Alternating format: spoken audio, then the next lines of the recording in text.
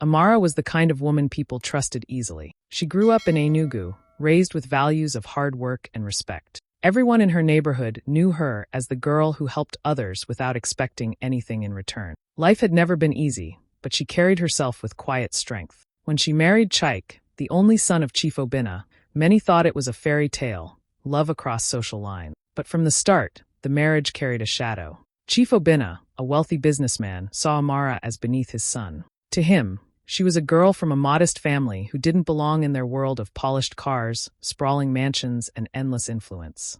Behind closed doors, the family whispered and sneered. They called her low class, a word that clung to her like a stain she couldn't wash off. Chike, blinded by loyalty to his parents, never challenged them. Amara learned to smile through the whispers, though each one cut deep. One evening at a family dinner, the tension grew heavier than the air. The table gleamed with expensive china and golden cutlery, the kind of setting meant to impress. But Amara's heart was not on the food. She could feel the eyes of her in-laws on her, sharp and judging. Chief Obinna leaned back in his chair, his voice booming as he told a story meant to humiliate. "Some women marry into wealth to escape their poverty," he said loudly, glancing straight at her. Laughter followed. Amara sat still, her smile frozen, her pride quietly bleeding. The mansion was alive with noise that evening. Relatives, friends, and business associates filled the grand living room, their laughter echoing off the marble wall. The air smelled of rich food and wine, and the chandeliers sparkled above as though they were part of the celebration. Amara moved quietly among them, her calm presence unnoticed in the sea of expensive clothes and loud voices. She carried herself with grace,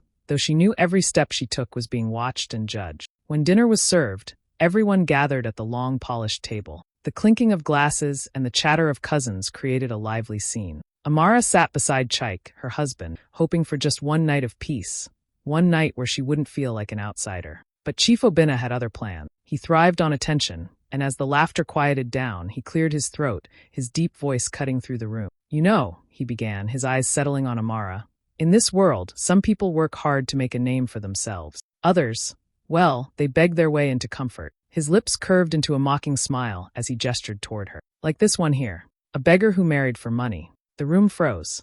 Then came the laughter, loud, cruel, echoing across the table. A few relatives tried to cover their mouths, but most joined in, happy to be on the chief's good side. Amara felt her cheeks burn, but she didn't move. Her hands stayed steady on the table, her posture straight, her eyes lowered. What cut deepest wasn't just the insult. It was Chike's reaction. Her husband, the man she had once sacrificed everything for, threw his head back and laughed with his father. The sound pierced her more than Obinna's words. In that moment, she felt stripped bare, as if the years she had stood by Chike meant nothing. Inside, her heart twisted. Memories flooded back. The nights she worked extra hours so he could focus on school, the inheritance she used to help him start his business, the quiet sacrifices she never complained about. Yet here he was, laughing at her pain, choosing his father's approval over her dignity. Still, Amara didn't flinch. She forced a small smile, as though the words had bounced off her. No one saw the storm raging inside her chest. They saw only a quiet woman who sat gracefully, refusing to let them see her break. And as the laughter around her grew louder, she told herself she would not give them the satisfaction of watching her crumble. That night, while the others celebrated and mocked, Amara sat silently, her heart carrying the weight of betrayal. She had been humiliated, yes, but deep down a fire had started to burn. That night after the gathering, Amara lay awake in the quiet of their bedroom. The sound of Chike's steady breathing beside her only made the ache in her chest sharper. She stared at the ceiling, replaying the laughter, the mocking words, the way her husband had chosen to laugh with his father instead of standing by her. For the first time in years, she asked herself, was this love? Or had she only been useful until her value ran out? Her mind traveled back to the days before wealth and mansions, before the Obinna family even knew her name. She remembered the cramped student apartment where she and Chike had lived, when he was just a struggling young man with dreams too big for his pocket. She had been the one working late shifts, taking whatever jobs she could, while he focused on finishing his university degree. There were nights she came home so tired she could barely stand, yet she cooked, cleaned, and encouraged him, reminding him of the future they were building together. When her uncle passed away and left her a small inheritance, she didn't hesitate. Instead of using it to secure her own comfort, she poured it into Chike's startup idea. It wasn't much, but it was enough to get him off the ground. She remembered his promises, how he swore they were a team, that he could never forget her sacrifices. Now, years later, sitting at his father's table, he had forgotten everything. The realization settled in her heart like ice. She wasn't seen as a partner anymore. She was disposable, an outsider in her own marriage. They mocked her as though she had done nothing, as though her worth was measured only by the wealth of her father-in-law. The pain was sharp, but alongside it grew something stronger, a quiet determination. Amara knew that confronting Chief Obinna and Chike directly would be pointless. Words wouldn't change men who had already decided she was beneath them. If she fought openly, they would only laugh harder, dismissing her as bitter and desperate. No, she needed to be smarter than that. She needed patience. Lying there in the silence, she decided she would not cry, at least not where they could see her. She would smile, she would endure, and she would wait. But deep inside, she began to make a promise to herself. She would not leave this battle empty-handed. They thought she was powerless, but they didn't know the whole story. As the night stretched on, Amara closed her eyes, a strange calm settling over her. They had underestimated her, and that was their mistake. She would not rush. She would not shout. She would play the long game. And when the time was right, she would show them just how much strength they had overlooked.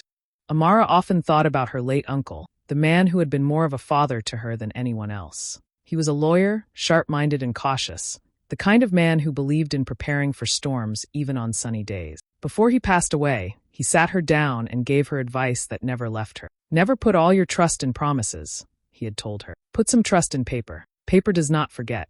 At the time, Amara hadn't fully understood the weight of those words, but she listened because she respected him. When he died, he left her not only a modest inheritance, but also a folder of documents, guidelines, and notes on how to invest wisely. She wasn't wealthy, but she used what little she had carefully. While others saw her as just a poor girl who had married into money, Amara had been quietly building her own foundation. Piece by piece, she put her savings into land, small businesses, and properties, all registered in her name. She never boasted about it, not even to Chike. To her, it wasn't about pride, but about security. One of those investments had been particularly interesting. Years back, before her marriage had soured, Chief Obinna himself had approached a group of young investors for a deal. He had rushed through it, confident that no one in that group mattered enough to pay attention. Amara, guided by her uncle's teachings, had signed carefully and kept every copy of the agreement. She remembered how Obinna barely looked at her as he handed over the papers, dismissing her presence like she was invisible. He didn't even realize what he had given away in the fine print. At the time, Amara had thought little of it. She was just grateful to be part of something bigger,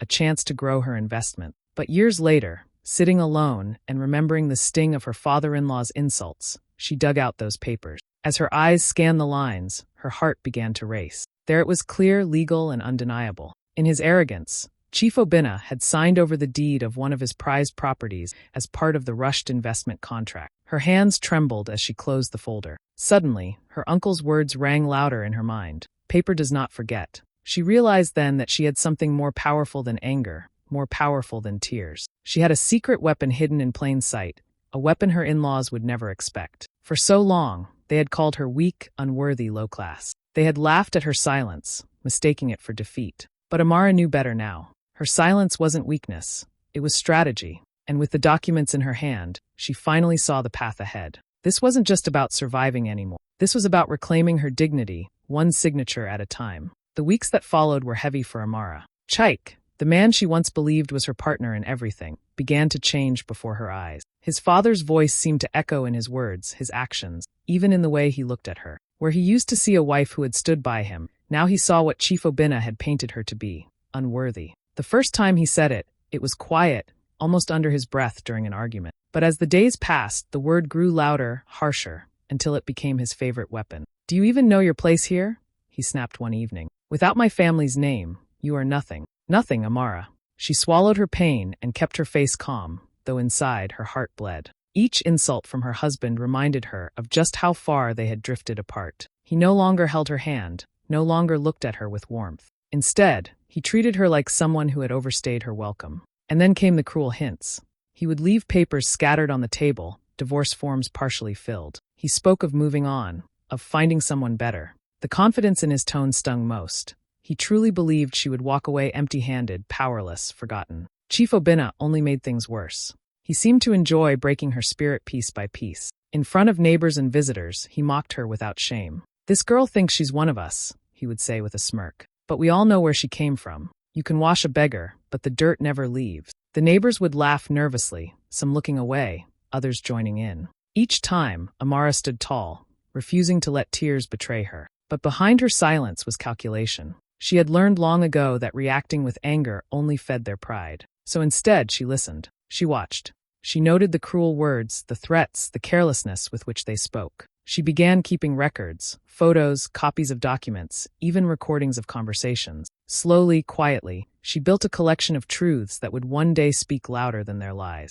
At night, when the house grew quiet, Amara would sit with her folder of papers, her secret treasure chest of evidence and investment. Each page reminded her that she was not as powerless as they believed. They thought they had stripped her of everything, but in reality, they had only pushed her closer to her breaking. Chike's betrayal cut deeper than his father's insults, but it also gave her clarity. She could see now that she was on her own, and if she wanted to protect herself, she had to be smarter, sharper, and patient. The game was no longer about survival. It was about preparing for the day she would rise, the day they would realize the woman they called unworthy had been the strongest one all along. Amara knew she could not fight this battle alone. One afternoon, when the house was quiet and Chike was away, she took her late uncle's folder and made her way to see Barrister Namdi, her uncle's old friend and colleague. He was a man with kind eyes but a sharp mind, respected in Enugu for his honesty and wisdom. When Amara entered his office, carrying the worn folder pressed tightly against her chest, he welcomed her warmly.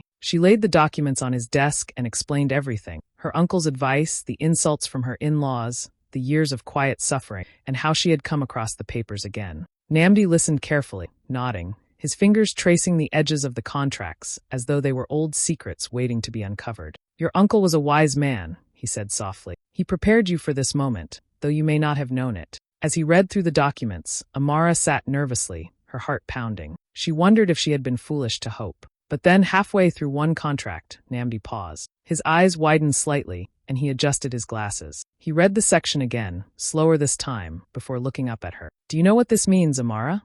She shook her head, gripping her hands tightly in her lap. "Years ago, during this investment deal, Chief Obinna signed over the deed of his mansion to you. It's right here. It was buried in the agreement, but it's legal and binding. He must have been careless, rushing through the paperwork, assuming no one would notice. But the truth is clear. Legally, the mansion is yours."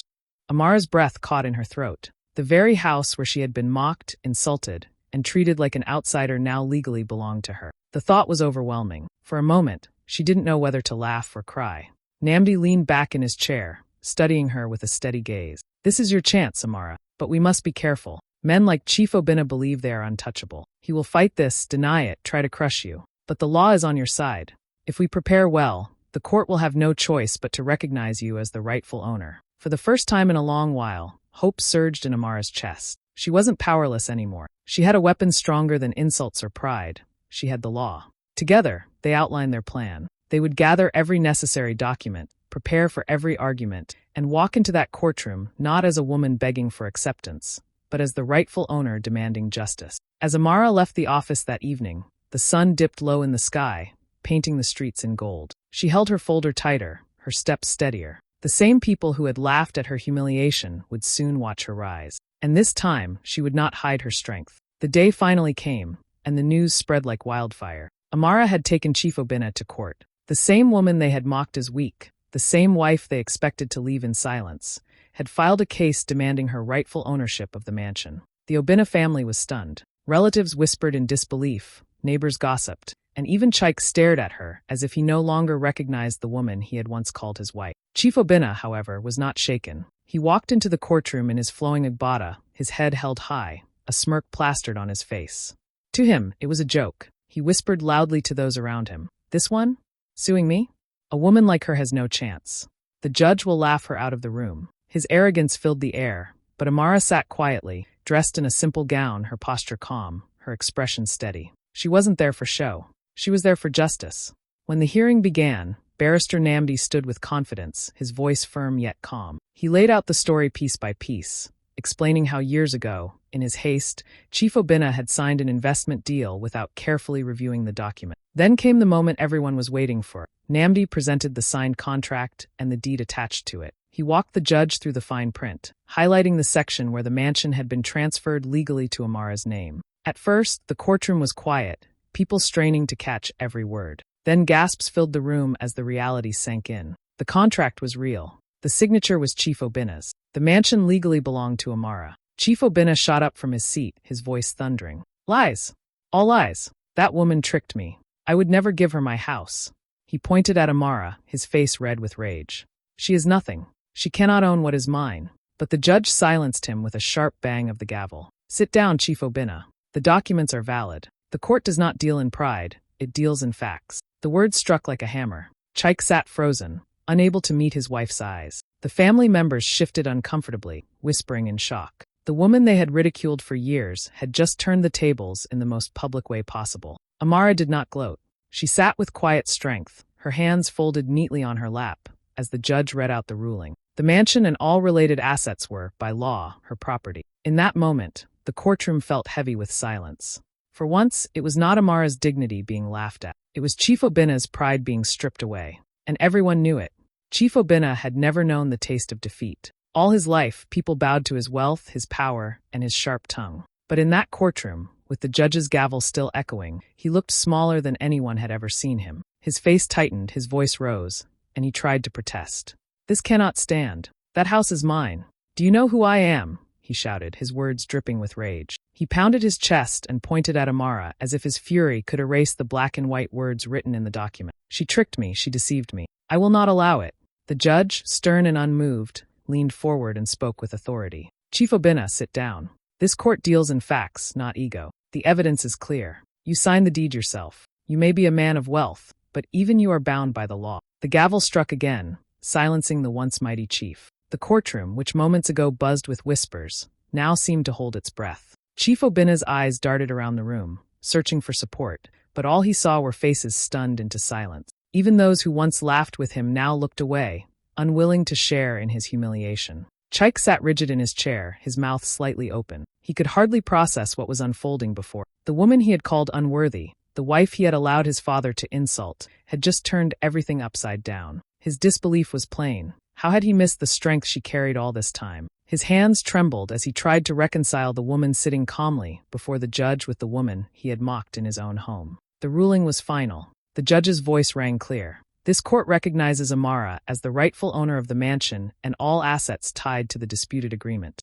Chief Obinna, your claims hold no ground. The matter is settled. The words struck like lightning. For years, Chief Obinna's arrogance had been his shield, his weapon, and his crown. But in one moment, it crumbled. Panic flickered in his eyes. He opened his mouth as if to speak again, but no words came. His pride, once untouchable, now lay shattered in front of everyone. Amara remained composed. She did not clap or smile or rise to mock him. Her silence was more powerful than any words could be. She sat tall, her face calm, while Chief Obinna squirmed under the weight of his downfall. The same man who had once laughed at her pain was now the one exposed, cornered by his own carelessness. The courtroom emptied slowly after the ruling, whispers trailing behind. Everyone knew they had just witnessed the fall of a proud man. And at the center of it all stood Amara, the woman they thought was powerless, now holding the keys to everything they tried to keep from her. The mansion that once felt like a prison now belonged to Amara. The gates swung open as movers carried boxes, furniture, and documents, all under her instruction. Neighbors peeked from across the road, whispering among themselves, trying to make sense of the scene. The woman they once pitied, the one they saw mocked at dinners and gatherings, now stood in front of the Obinna mansion with her head high, giving quiet directions with the grace of someone born for this moment. Inside, the atmosphere was heavy. The same relatives who once joined in Chief Obinna's laughter now sat stiff, their eyes wide with disbelief. Only months ago, they had sneered at Amara, calling her names, brushing her off as nothing more than a poor girl who married into wealth. Now they couldn't even meet her gaze. Some tried to mumble polite greetings, but their voices faltered under the weight of their shame. Amara walked through the wide hallways with calm steps, her heels clicking against the polished floor. Every corner of the house carried memories of humiliation. Snide remarks over dinner, whispers behind her back, the sting of being called low class. Yet now, each room echoed with a new truth. She was the rightful owner. Chike stood near the staircase, his face pale, his pride shattered. He watched the movers work under Amara's orders and finally broke his silence. Amara, please let's talk. You don't have to do this. We can fix things. Don't let it end like this. His voice carried desperation, but it was too late. Amara turned to him slowly, her expression calm, her eyes steady. For a moment, she remembered all the years she had loved him, all the sacrifices she had made. But then she remembered his laughter at her pain, the way he stood by his father instead of her. That memory was stronger than any promise he could make now. She smiled, not bitterly, but with a quiet power. Do you remember the night at dinner when your father called me a beggar? She asked softly. You laughed with him. You thought it was funny. Her smile widened slightly, and then, for the first time in years, she laughed. It was not the broken laughter of someone mocked. It was the rich, steady laugh of someone who had won. The sound filled the mansion, bouncing off the same walls where she had once been humiliated. Chike lowered his head, unable to respond. The laughter cut deeper than any words she could have spoken. It was the sound of triumph, the sound of revenge served in silence and patience. Outside, as the movers carried the last boxes in, Amara stepped onto the front porch. Neighbors and relatives watched her with awe, their whispers carrying a new tone, not of pity, but of respect and fear. She stood there tall, the new mistress of the house, her heart lighter than it had been in years. This time, the laughter was hers, and it was final. The dust finally settled, and Amara stood at a crossroads. She had the house, the documents, and enough financial security to live without fear. But more than that, she had her dignity. For years, she had been treated like she was nothing, as though her presence in the Obina family was a stain. Now, the truth was clear for all to see. She was not the weak one. She was the one who had carried strength in silence, waiting for her moment. Chike tried again and again to win her back, promising change, begging for forgiveness. But Amara's heart was no longer hit. She had given too much, lost too much, and the trust was gone. To stay in that marriage would mean chaining herself once more to the very people who broke her. Instead, she chose peace. She chose herself. Neighbors whispered as they watched her move through the streets with her head high. "Is that not the same woman they called low class?" they asked one another. "The same one they laughed at?" Their whispers carried on now, not scorn. The story spread quickly, how the woman mocked as a beggar had outsmarted an entire dynasty, turning their pride into ashes. Amara didn't need to shout her victory. The silence of her enemies was enough. She walked into her new life with calm steps, free from the weight of their insults. She had lost love, but she had found something greater: freedom, respect, and the unshakable knowledge that she was more than what they tried to reduce her to. "They laughed at my pain, but I laughed last when the judge gave me everything they tried to take away."